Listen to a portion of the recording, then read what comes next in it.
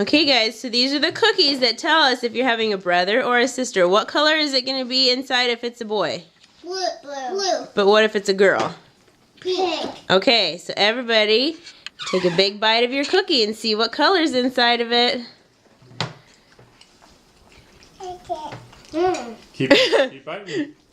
You might have to break it in half.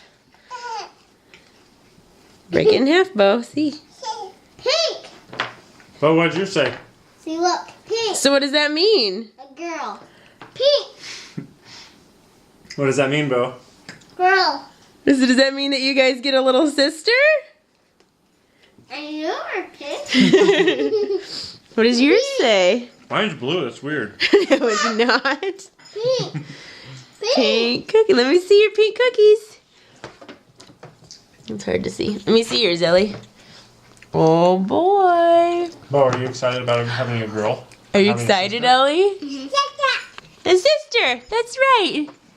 A sister. Bo, what do you think about having a sister? Like You like it? Good. double cookie. We'll have 2 boys and 2 girls. That'll be good. Huh. Great, that's a big cookie for you. Yeah. A cookie!